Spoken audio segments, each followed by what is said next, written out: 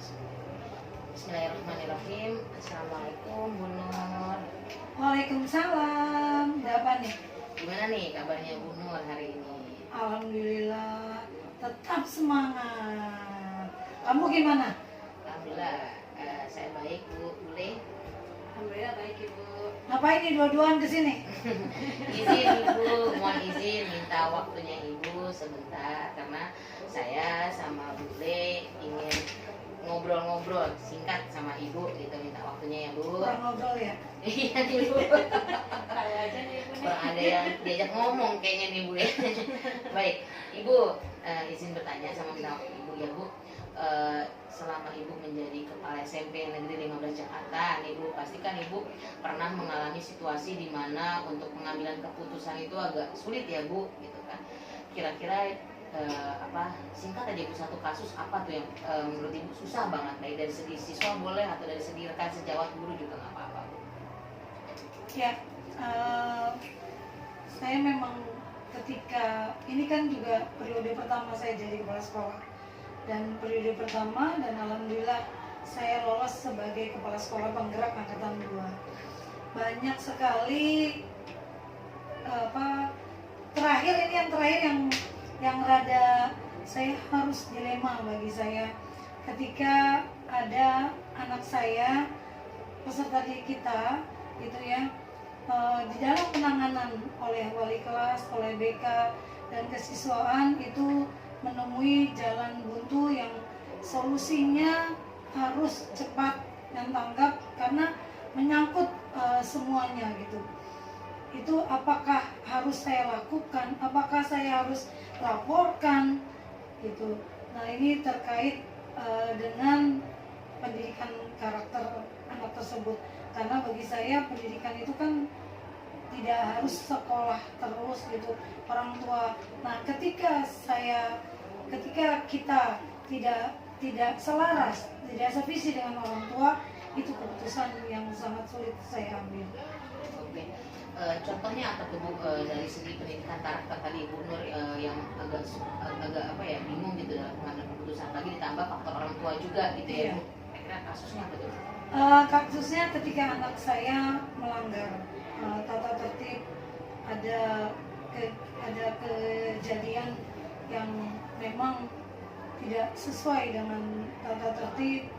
Nah, itu ketika kita sampaikan, yang paling sederhana ketika istilahnya kita melarang anak untuk merokok gitu ya, namun ternyata di rumah dia bahkan ketika kita sampaikan gitu, menyampaikan ini anak tolong jangan merokok. Nah, ternyata di rumah merokoknya bareng Sama orang tua ya Bu. orang tua. Nah, begitu juga ketika mengendarai motor. Anak-anak kita kan belum punya SIM. Itu dari segi psikolognya, dari segi emosional anak-anak belum bisa secara gitu. Nah, itu kita larang orang tuanya, dan nggak cuma 1-2. Nah, ketika orang tuanya, lah nanti kalau dia nggak naik motor, saya siapa yang ngantar, siapa yang itu kan kontradiksi gitu ya dalam penerapan tata tertib di sekolah. Lalu bagaimana tuh Ibu mengidentifikasi kasus-kasus yang merupakan dilema etika menurut Ibu? Jadi saya mencoba dengan menerima masukan dari walas-walas, mana anak-anak yang pendekatannya kurang gitu ya. Dan juga saya, kan kamu tahu sendiri, saya paling susah untuk diam. Jadi saya masuk ke kelas-kelas, ada kelas-kelas binaan, siapa tahu dengan walasnya dia tidak bisa curhat, mungkin dengan saya dia bisa curhat, sehingga ada kertas-kertas saya bagikan kan, tuh yang saya bagikan untuk dia untuk curhat dengan saya dan kendala-kendala yang dihadapi, terutama ketika dia melanggar tata tertib gitu. Baik, jadi Ibu juga langsung turun tangan memfasilitasi siswa-siswa ya Bu ya, Ya, yang mengalami kendala untuk berbicara dengan wali kelasnya. Iya, saya dengan wali kelasnya, dengan guru mata pelajarannya gitu. Jadi saya periksa ketika dia sering melanggar tata tertib, saya identifikasi tata tertibnya apa, karena BK kan juga ada laporan, wali kelas laporan, itu saya sinkronin datanya. Nah, baru setelah itu saya biasanya pendekatan secara persuasif, saya datangin anaknya, terus saya tanyakan. Baik Ibu. Lalu bagaimana Ibu menjalankan pengambilan keputusan di sekolah nih Bu, terutama untuk kasus tadi tuh Bu, antara rokok dengan mengendarai motor gitu, kiranya gimana Bu? Nah, ketika itu ya terpaksa akhirnya kita juga bermitra gitu ya dengan polisian gitu ya, dengan Satpol PP gitu, pelanggaran. Jadi dengan bermitra terus kemudian juga kita langsung diskusi, kita ini loh aturan-aturannya, ini kita panggil orang tuanya, kita diskusi bareng, baru kita ambil keputusan yang istilahnya yang, karena kan aturan tetap harus dijalankan, namun pelaksanaannya kadangkala juga itu yang jadi dilema. Pelan-pelan lah, mungkin pada saat itu ketika kita jebret tidak boleh membawa motor, tidak boleh merokok, orang tuanya sempat kaget juga tuh.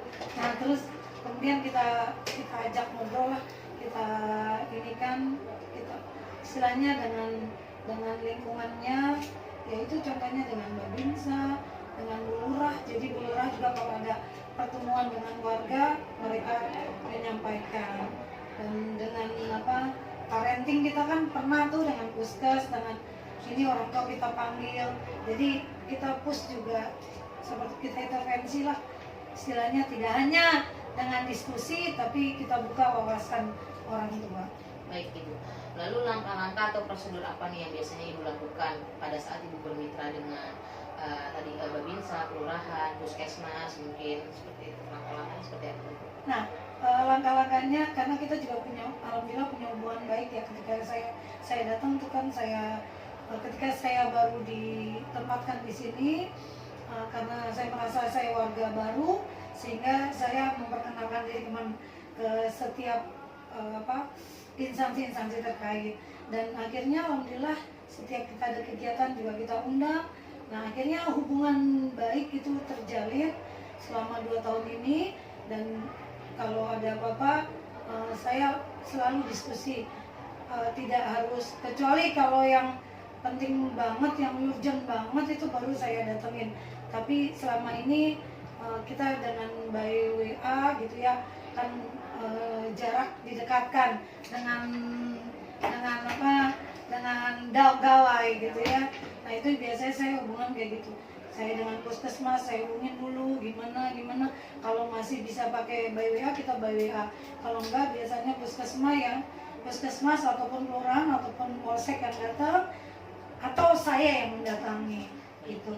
Tapi kalau dari segi kita bermitra Ibu, tapi kalau misalnya dari Binasi, menurut Ibu langkah-langkah Ibu dalam mengambil keputusan nih pada saat ada ketahuan siswa yang merokok atau mengendarai motor dalam lingkup manajemen lah Ibu, kecilnya kasarnya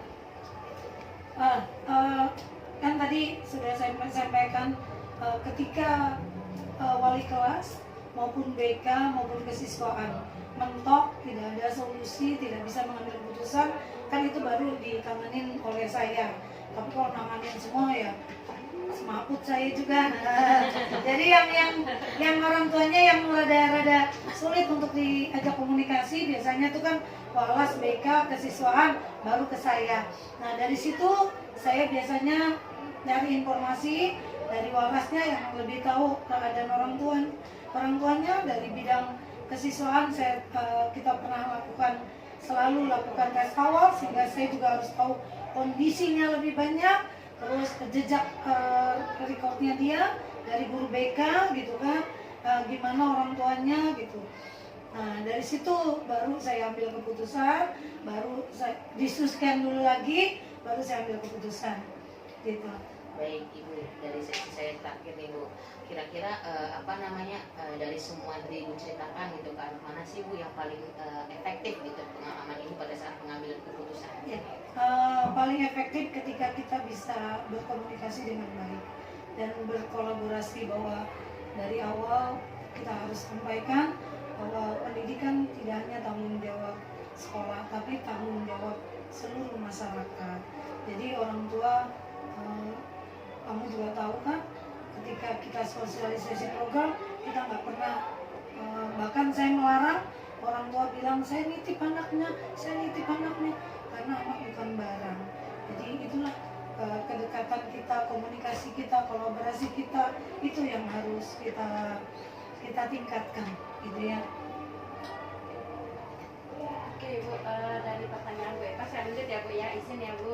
Nah dari tadi kan Ibu sudah banyak nih menjelaskan ke kita nih tentang bagaimana kita harus berkolaborasi dengan orang tua dan juga dengan semua pihak ya Bu. Nah di sini hal-hal apa saja nih Bu kira-kira yang merupakan tantangan dalam pengambilan keputusan pada kasus-kasus etika ini Bu? Tantangannya luar biasa, tapi yakinlah, saya selalu yakin, saya ditempatkan di sini berarti saya bisa mengatasi tantangan. Nah, tantangan yang paling berat ketika komunikasinya itu nggak nyambung. ketika kalian nggak nyambung, udah didatengin, udah diajak gitu, aduh gitu. Tapi alhamdulillah akhirnya bisa. Ya paling saya refleksi, oh berarti mungkin tiap-tiap orang kan juga.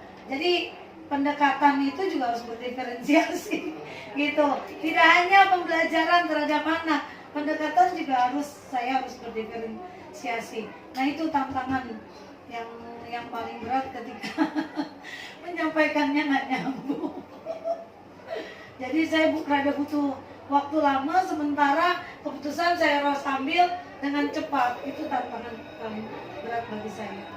Jadi harus adanya harus adanya diferensiasi dan juga komunikasi ya. yang efektif ya Bu. Ya. Nah terus Bu, pertanyaan selanjutnya, apakah Ibu memiliki sebuah tata cara tuh untuk jadwal tertentu dalam penyelesaian masalah dilema etika ini, atau apakah Ibu langsung menyelesaikannya secara tepat untuk memiliki sebuah jadwal menyelesaikannya, atau bentuk prosedur seperti apa nih Bu yang Ibu jalankan di sekolah? Oke, kebetulan di SMK 15 kan kita punya jadwal tuh. Minggu pertama saya harus merefleksi dan koordinasi dengan tim manajemen. Minggu kedua saya punya jadwal dengan wali kelas, gitu kan? Ya kan? Ya, Bu. Nah, minggu ketiga saya dengan seluruh guru mata pelajaran, tidak hanya terkait dengan bagaimana pembelajaran berlangsung dengan baik, tapi juga seluruh permasalahan itu dibahas di tiap-tiap refleksi. Nah dari situ biasanya saya ambil, nah kemudian saya analisis mana sih yang harus saya lakukan dengan skala prioritas.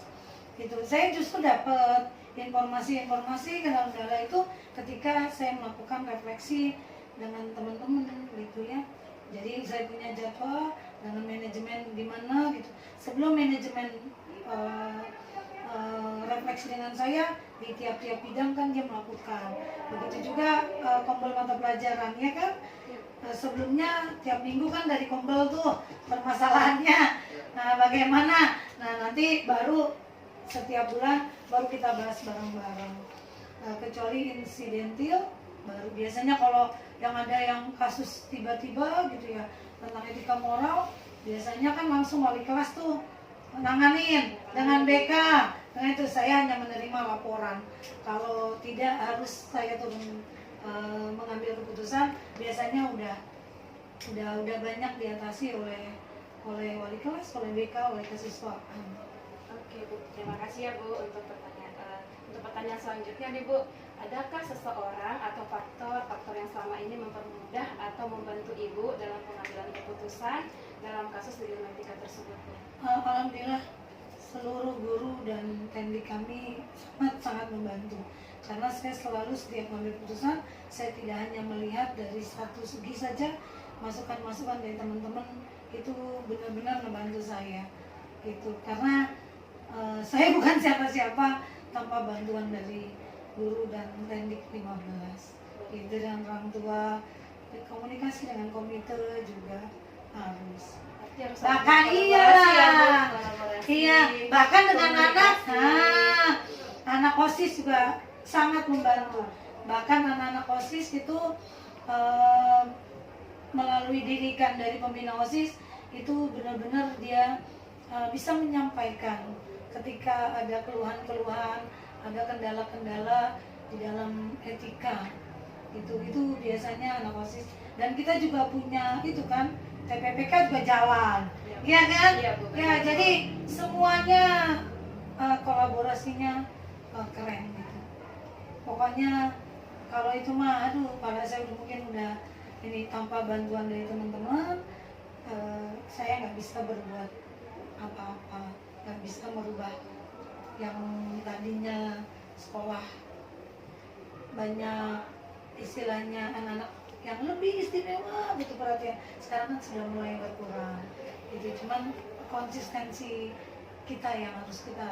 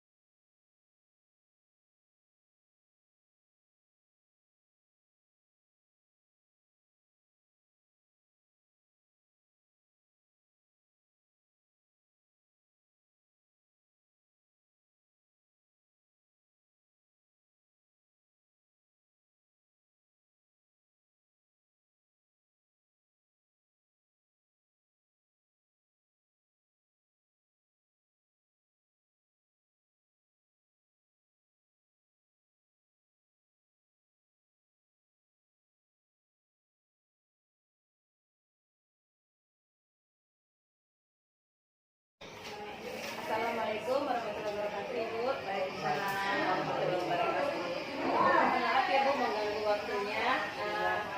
Saya di sini sama Ibu Eva Leoni mau wawancara Ibu nih tentang penanganan kasus nih, Bu. Mungkin di satu sekolah dalam kepemimpinan Ibu pasti pernah mengalami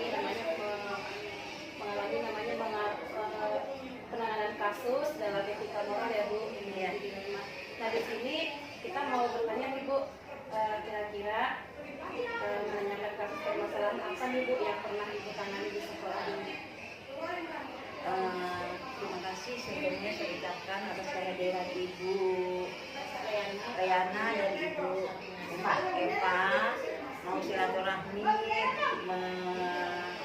istilahnya wawancara mengenai kasus yang terjadi di sekolah. Alhamdulillah selama ini saya pernah menangani kasus anak ya yang dikenal dengan dilema etika dan bujukan moral.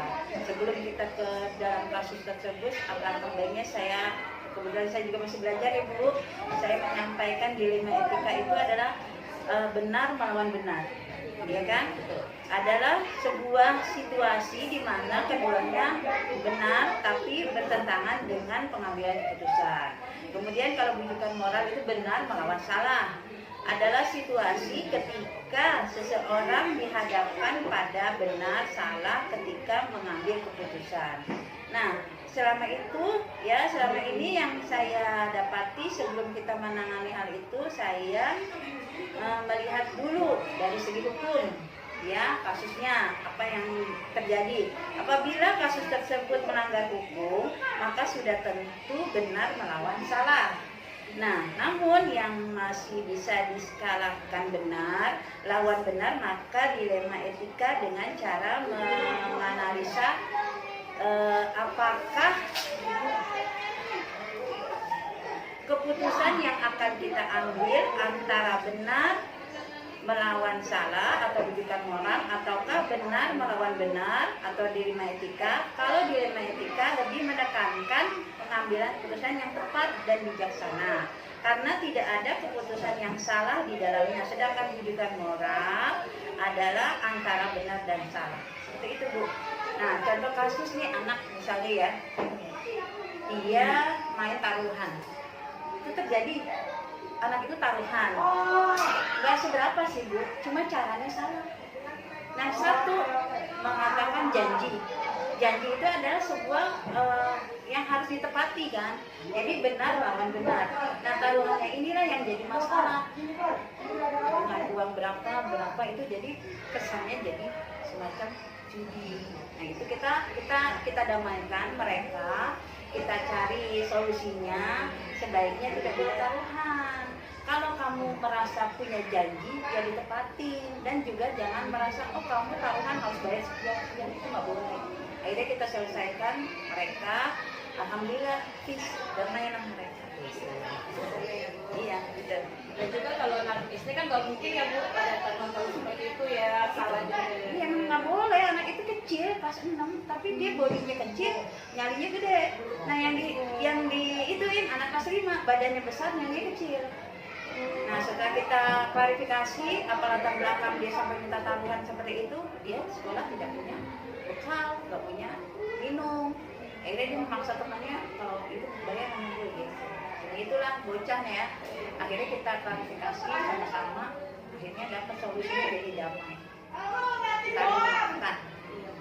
Berarti jalannya Ibu harus memanggil anak tersebut ya, namanya ya. Oke Bu, pertanyaan selanjutnya, selama ini bagaimana Ibu mengidentifikasi kasus-kasus yang merupakan dilema etika atau rujukan moral?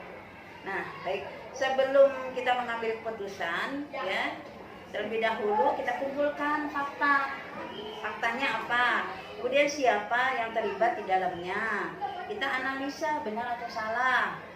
Kemudian membuat alternatif solusi dari membuat keputusan, kemudian kita refleksikannya serta kesemuanya harus disikapi dengan spiritual.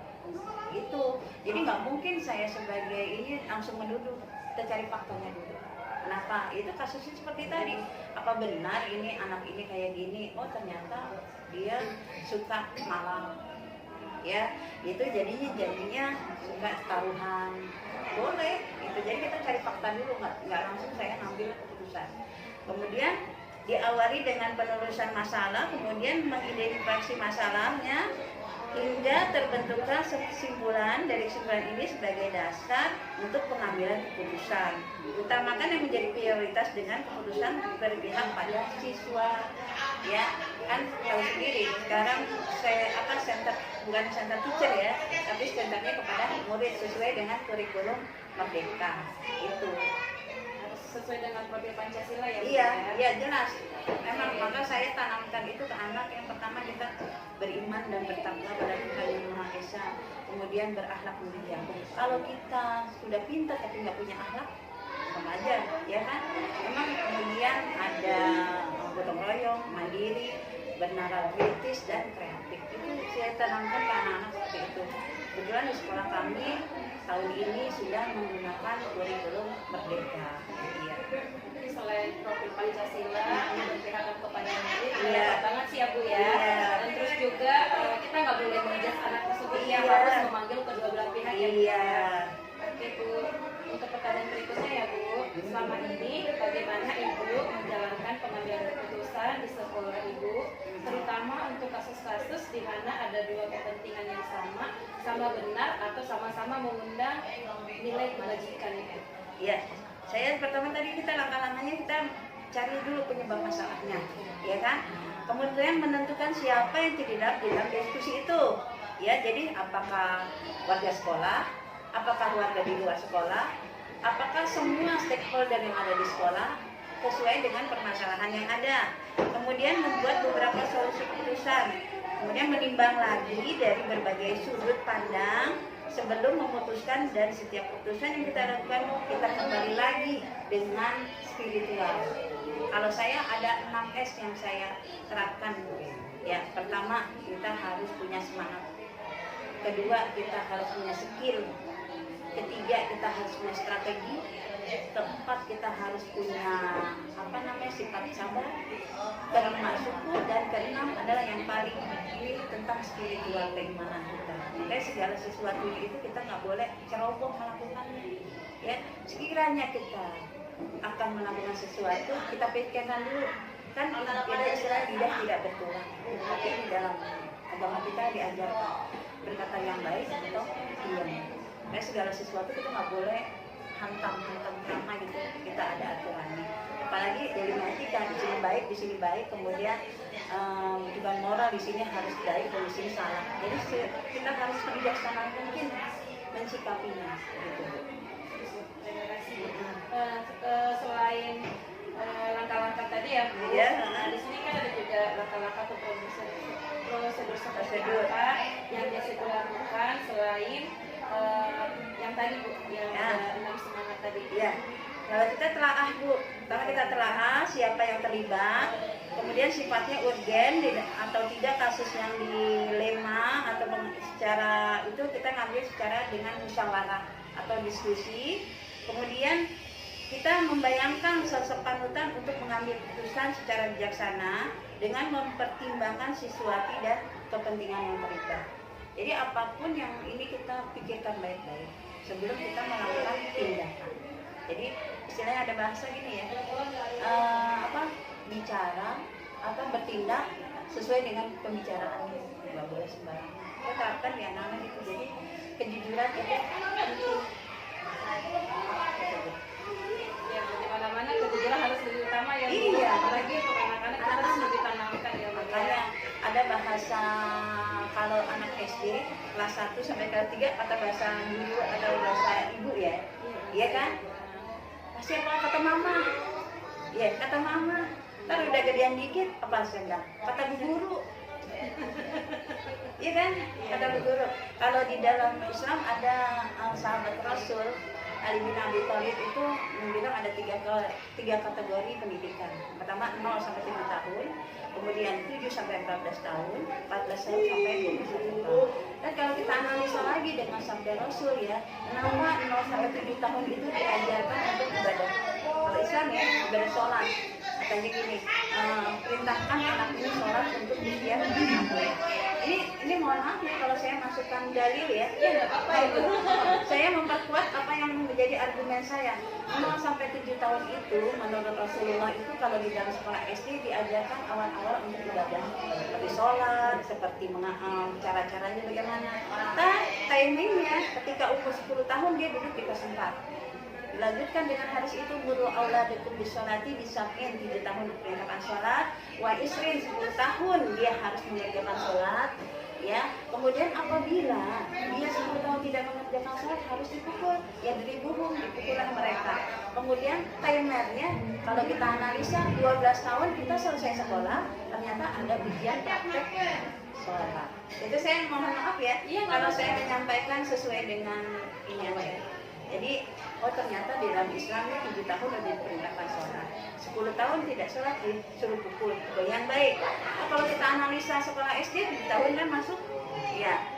Kemudian 10 tahun mereka udah mulai belajar, ke timernya kelas 6 udah mulai praktek. Praktek harus bisa kan? Ternyata kalau kita analisa sambungan dengan keadaan ini ternyata benar.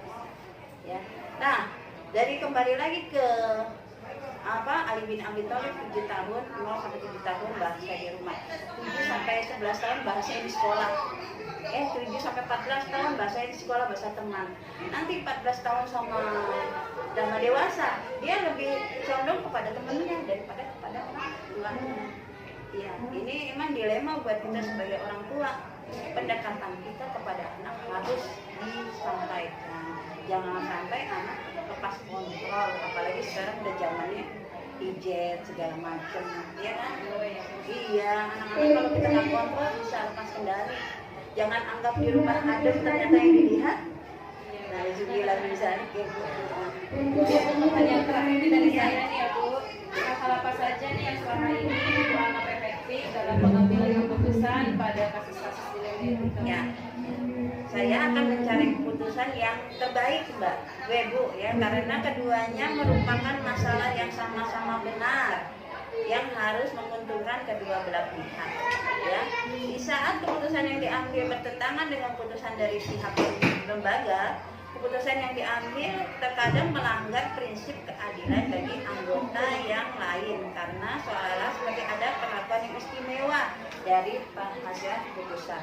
Jadi intinya ya kalau kita ngambil keputusan itu benar-benar harus diskusi terlebih dahulu, terus harus dimusyawarahkan. Kalau kita kejadian atau masalah yang ada di sekolah, tentu stakeholder sekolah yang terlibat. Kalau anak murid, anak orang apa, ada wali kelasnya, kemudian panggil lagi orang tuanya.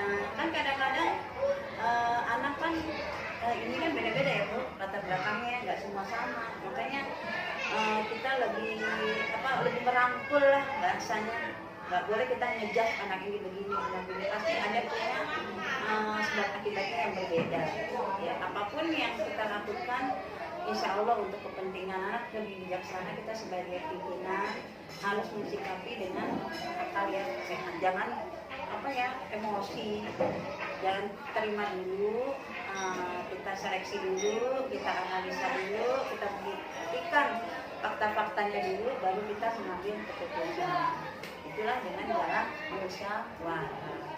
Jadi harus adanya diskusi, komunikasi yang baik, kolaborasi yang tentunya ya Bu. Untuk pertanyaan selanjutnya dilanjutkan oleh rekan saya yang Baik, terima kasih Bu Dana. Mohon izin melanjutkan dari pertanyaan sebelumnya ya Bu. Saya Eva. Baik Bu Maria, Bu, tadi kan Ibu sudah menyampaikan tuh diskusi, musyawarah seperti itu ya Bu ya. Saya melanjutkan hal-hal apa saja yang selama ini yang merupakan tantangan Ibu nih dalam pengambilan kasus dilema etika, khususnya tadi taruhan tadi tuh Bu. Tantangannya apa sih Bu? Tantangannya kemarin buat saya itu anak itu pertama-tama nggak mengakui karena merasa orang dia benar. Saya benar kok Bu, kan sesuai dengan ini janji. Oke, janji sama janji harus ditepatin, tapi caranya yang nggak boleh seperti itu. Ya, dengan kamu ini kamu harus bayar.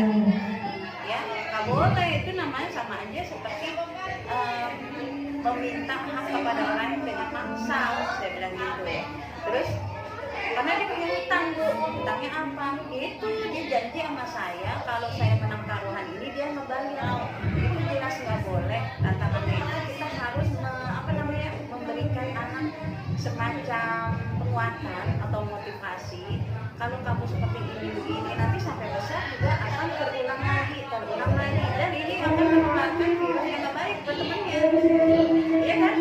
Anak itu langsung dicerita latar belakang orang tuanya, nggak dikasih uang buat sekolah, nggak dikasih jajan, nggak dikasih bekal gitu. Akhirnya dia melakukan ini taruhan itu nggak boleh.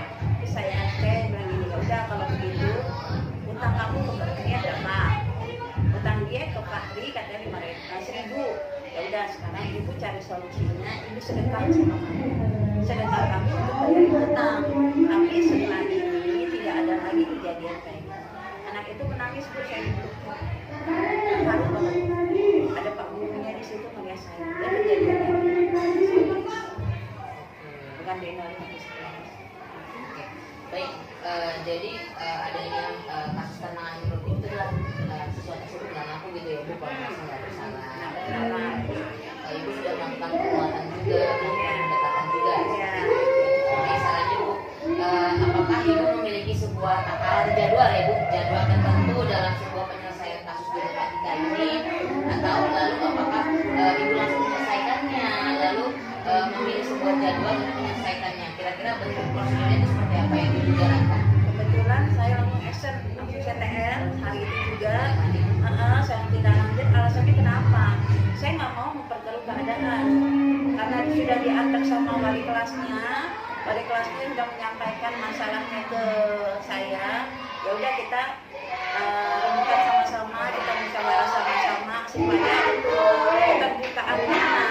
Ya, mungkin dia ditantang sama temennya nggak mau terbuka, pas saya ajakin baik-baik, kenapa kamu sampai kayak gini? Cerita sampai dia sedih gitu, menceritakan backgroundnya dia. Oh iya, ya masalah kurang perhatian orang tua, ya sampai dia bertindak seperti itu. Alhamdulillah saya cari istilahnya kalau kita di dalam Islam itu tabayun, cari kebenaran, kalau begitu Atul, Pak Hari, sama Fajar jangan begini lagi. Guru nggak mau dengar lagi, gara-gara uang 1.000, gara-gara uang 2.000 kamu jadi berantem. Itu kan bisa aja jadi bullying ya. Ya tujuannya kan kita di sini sekolah ada perbaikan, pembenaran dari etika dari yang benar ke yang benar, kemudian dari yang salah ke yang benar. Jadi saya langsung action. Kalau saya pending berkala besok nanti jadinya apa? Merembet. Saya nggak mau kasus ini merembet. Baik, Ibu berarti tadi langsung Ibu tindak lanjuti ya, Bu, berarti langsung Ibu fasilitasi, langsung Ibu ajak ketemu gitu ya, Bu, baik sama guru yang bersangkutan, siswa yang bersangkutan, Bu. Baik, lanjut ya Bu, apakah ada seseorang Bu atau faktor yang selama ini mempermudah atau membantu Ibu dalam pengambilan keputusan dalam kasus tadi? Ada. Kenapa saya menyampaikan ada? Karena kalau nggak ada penguatan dari guru-guru, kita nggak bisa dong mengambil keputusan sendiri. Kan stakeholder di sekolah itu ada guru, ada operator, nah kemudian penguatannya dari guru yang bersangkutan yang mengetahui masalah dari anak tersebut bahwa dibawa ke kantor menghadap ke kepala sekolah. Baik, Ada. baik. Berarti ada perannya kerjasama kolaborasi antar kepala sekolah, guru dan Guru dan operator. siswa. Berarti secara tidak langsung stakeholder sekolah berarti Iya, ya dalam aktif. kasus ini. Ya, baik. Dari semua nih Bu, hal yang udah Ibu sampaikan, gitu ya, pembelajaran apa sih yang Ibu bisa ambil dan pengalaman apa Bu yang bisa Ibu ambil juga dari keputusan yang sudah Ibu laksanakan atau dilakukan? Alhamdulillah semuanya, jadi saya bertambah nilai kebajikan saya bertambah, istilahnya bukannya saya maksudnya ria ya, berbuat kebaikan kita bertambah. Karena kita kan dianjurkan untuk menularkan kebaikan, ya kan? Jadi saya bisa mengambil keputusan secara bijaksana, tidak hanya dengan cara saya sendiri. Segala sesuatu itu kita harus musyawarahin atau rembukin bagaimana yang terbaik, apalagi saya pimpinan. Jadi segala sesuatu itu saya nggak pernah dengan egois mengambil apa sendiri. Semuanya kita musyawarah, semuanya kita cari solusi yang terbaik supaya nyaman, ya kan? Dengan hati yang nyaman kita jadi tenang. Itu tadi yang saya ambil tuh 6S-nya itu, punya pertama punya semangat saya, punya skill saya, kemudian strategi saya, sabar saya, syukur saya, dengan spiritual. Iya, keimanan kan? Kembali lagi, semuanya segala sesuatu ini kita nggak terlepas dari yang Maha Kuasa. Ya kalau kita kan keimanan saya muslim, kita yakin Allah itu akan membantu kepada hambanya yang takwa, ya kan? Mungkin dia ini juga sama kan, yang beriman dan bertakwa akan dibantu. Daripada kita mengharap kepada manusia, lebih baik kita mengharap kepada Yang Maha Kuasa. Saya tuh benar-benar menjalani itu. Gitu, Bu.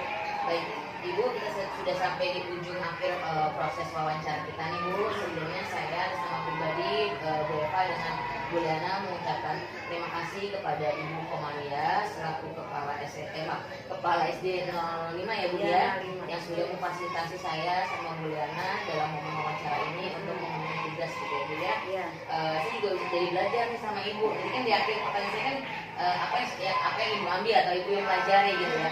Ternyata 6S itu tidak perlu yang namanya harus senyum sapa salam ya Bu, kan? Iya, kita jadi belajar, kita tahu gitu. Jadi kita harus benar-benar bersyukur Bu, karena kita sebagai umatnya ya harus benar-benar selalu bersyukur dalam keadaan apapun. Itu yang paling pasti. Yakin ya saya begini, karena saya tiba-tiba jadi kepala sekolah itu saya yakin dari dulu saya kerja ya optimal. Saya nggak punya skill apa-apa. Setelah itu oh iya ternyata setiap orang itu ada kelebihan dan kekurangannya. Nah, oke saya bilang itu harus 6S nih saya. Malamnya saya benar ya, terartik tuh semuanya. Oh iya ada 6S. Jadi ya, semuanya kita bukan hanya cari dunia, dua-duanya kita harus ambil. Jadi semua gerak kita itu kita nilaikan dengan ibadah. Karena saya yakin siapa yang nanam kebaikan dia akan dapat kebaikan. Itu dalilnya ada. Wa may ya'mal mithqala dzarratin khairan yarah, wa may ya'mal mithqala dzarratin syarran yarah. Walaupun sedikit pasti ada balasannya. Kita kembali lagi kalau kita salah, kita langsung minta ampun. Ya kepada manusia kita minta maaf, kepada Yang Kuasa kita minta ampun. gitu ya. Baik. Saya mohon maaf ya, Sama-sama, kepala Bu. saya ini Bu Komaria jauh. Iya Bu, malah saya